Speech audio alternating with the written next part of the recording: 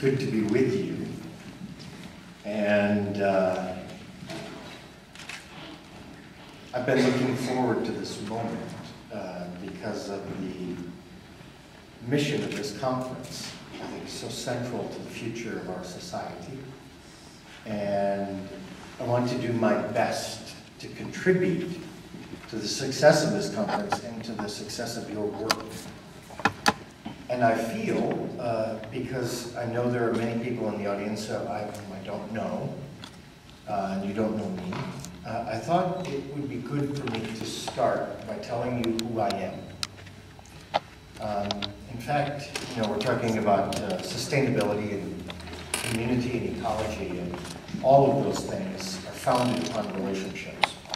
And relationships are founded upon knowing each other.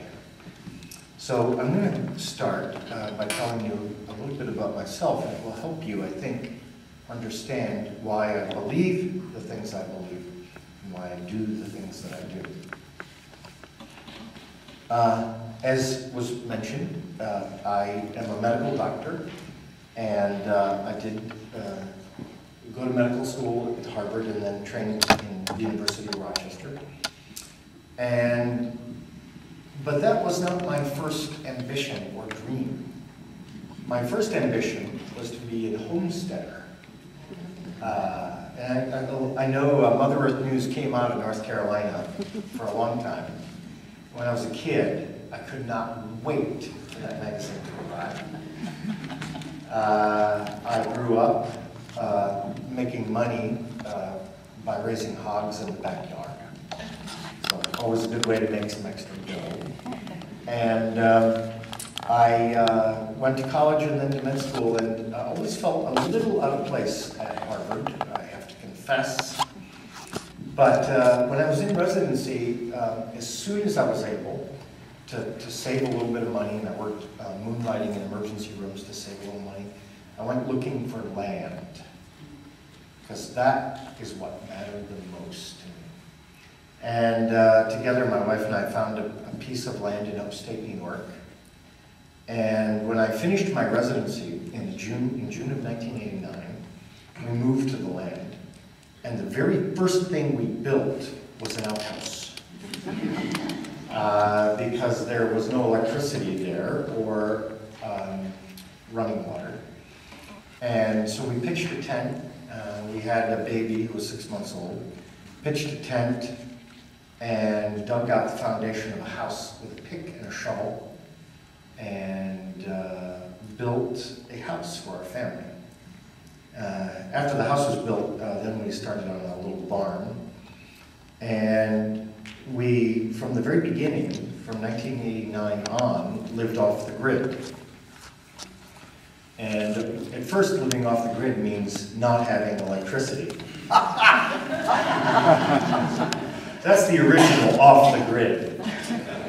I remember when our little boy was 2 years old, and we went to visit my parents, and we had an overnight at my grandma and grandpa's, you know, and we were putting him in bed, and he's kind of getting all tucked in, and he sits up in bed and leans over to the bedside lamp and goes,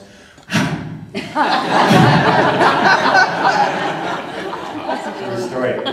And he's like, wow, it doesn't go out when you blow on it. So eventually we got some solar panels, some car battery, and got some electric lights. And over the years, as the family grew and the farm grew, we added more solar panels, a battery bank, and a Berge wind generator. And we actually ran the farming operation entirely off the grid. And in addition to that, one of the old-timers in this county where I was living taught me how to work horses. And we got a nice pair of Belgians and started working the land with little horses and horse-drawn equipment. Built a little sawmill. We had a maple sugar operation and a honey operation, beekeeping operation. And all the work we did was all with horses on the farm. So first thing you know is that my wife is a saint. 5 kids, living off the grid. Pretty amazing.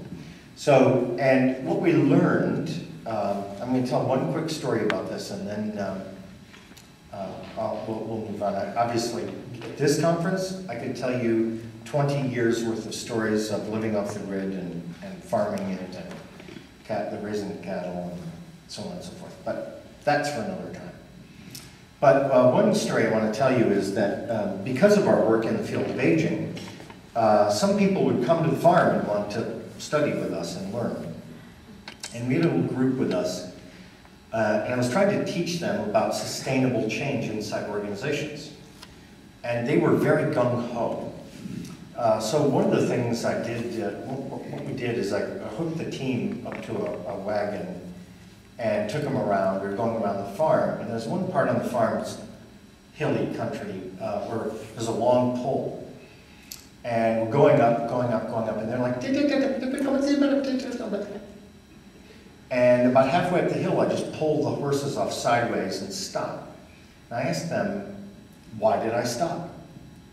And they're like, I don't know, why?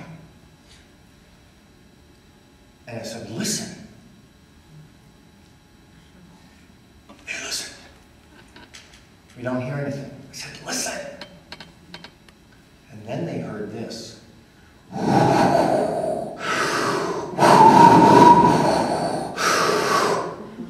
The horses were winded. If you don't pay attention, they will be injured. And while we were going up the hill, I was listening and watching the flanks and looking for the time when they needed to catch their wind. And I tried to point out to them that they were talking about pushing their organizations as if it was a machine and not a living assembly of people. And that they needed to learn to listen, to hear that heavy breathing, so they could pull off to the side so that the people they worked with could catch their wind. Following me? Yes. Okay. So the reason I'm telling you this story is because what I'm going to talk about is not, only of academic interest to me. It's how I've lived my life as a grown man and what I have determined to be important to me. All right. So the story goes, I'm living on the farm and I was working in the emergency room, and I'll tell this quickly, but it's very important again. I was working in the emergency room, and one of the great things about running a farm like this, especially if you have 3 boys, is I could go to the ER, work a 24-hour shift, come home, kind of pick things up on the farm, and we could cover it, you know what I mean, chores and everything. And I went to the ER, and it was one of these days where it was incredibly busy the minute I walked in, and it stayed that way. And we worked 24 hours straight. And it was 3 o'clock in the morning, and I was just like, oh man, this is hard. I got home, went to bed, the telephone rang, because we did have a telephone, we were wired up. Back in those days, you had wire going to the house for the telephone. Remember that? Anyway, we had a telephone rang, a nursing home administrator called me and woke me up and told me that there was a position available as a nursing home doctor. And I was the easiest question anybody ever asked me. I told him, no! Ha! You gotta be kidding me! I am a real doctor, okay? No, thank you. So I hung up the phone, had a busy day on the farm, and I went back to, I would work 24 on, 24 off.